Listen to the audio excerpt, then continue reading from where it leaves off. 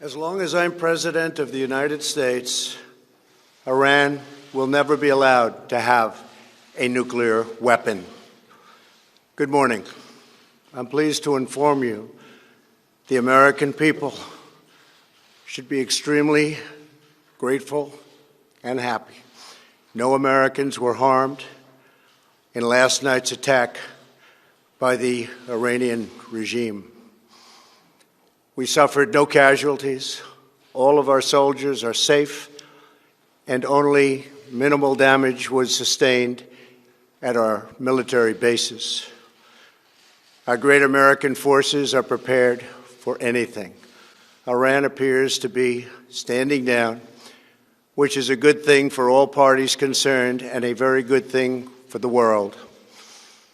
No American or Iraqi lives were lost because of the precautions taken, the dispersal of forces, and an early warning system that worked very well.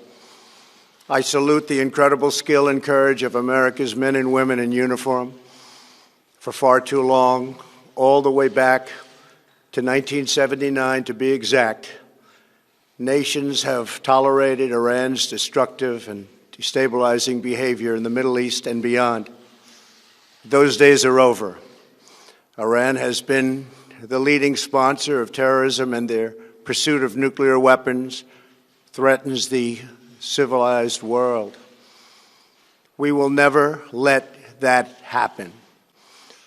Last week, we took decisive action to stop a ruthless terrorist from threatening American lives. At my direction, the United States military eliminated the world's top terrorist, Qasem Soleimani. As the head of the Quds Force, Soleimani was personally responsible for some of the absolutely worst atrocities. He trained terrorist armies, including Hezbollah, launching terrorist strikes against civilian targets.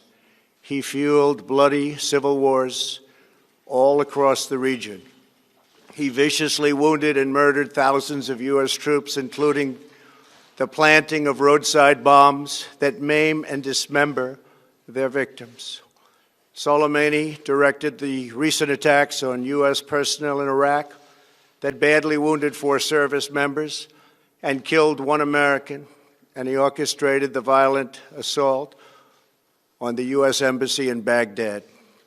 In recent days, he was planning new attacks on American targets, but we stopped him. Soleimani's hands were drenched in both American and Iranian blood. He should have been terminated long ago. By removing Soleimani, we have sent a powerful message to terrorists. If you value your own life, you will not threaten the lives of our people. As we continue to evaluate options in response to Iranian aggression, the United States will immediately impose additional punishing economic sanctions on the Iranian regime. These powerful sanctions will remain until Iran changes its behavior.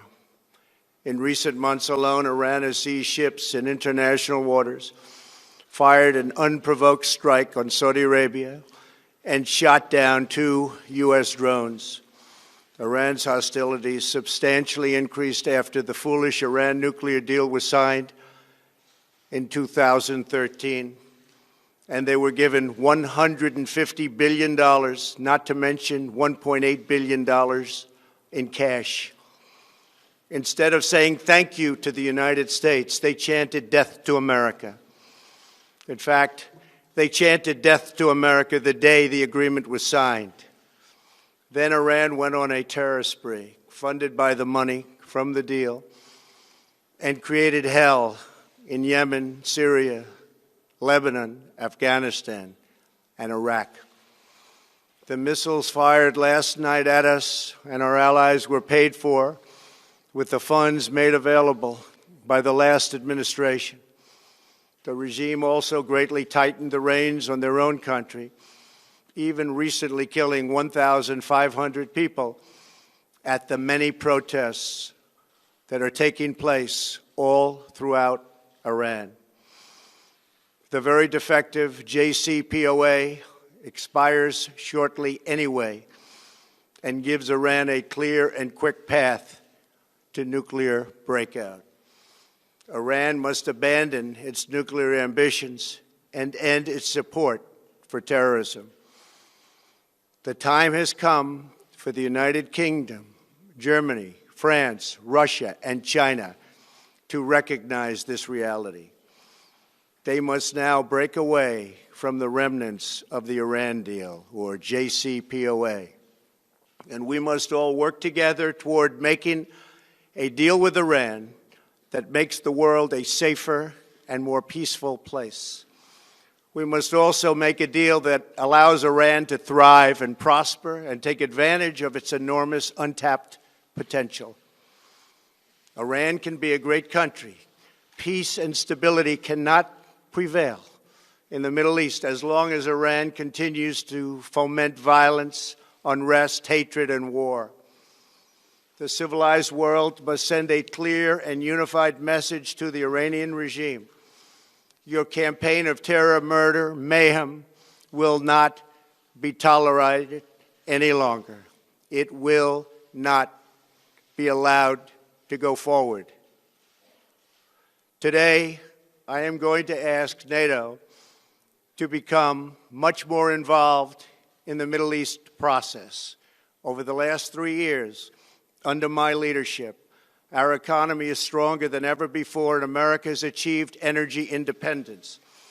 These historic accomplishments change our strategic priorities. These are accomplishments that nobody thought were possible. And options in the Middle East became available. We are now the #1 producer of oil and natural gas anywhere in the world. We are independent, and we do not need Middle East oil.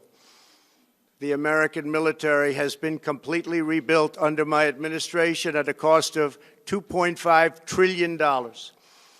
U.S. armed forces are stronger than ever before. Our missiles are big, powerful, accurate, lethal, and fast. Under construction are many hypersonic missiles.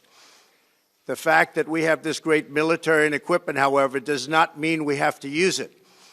We do not want to use it. American strength, both military and economic, is the best deterrent. 3 months ago, after destroying 100% of ISIS and its territorial caliphate, we killed the savage leader of ISIS, al-Baghdadi, who was responsible for so much death, including the mass beheadings of Christians, Muslims, and all who stood in his way. He was a monster. Al-Baghdadi was trying again to rebuild the ISIS caliphate and failed. Tens of thousands of ISIS fighters have been killed or captured during my administration. ISIS is a natural enemy of Iran.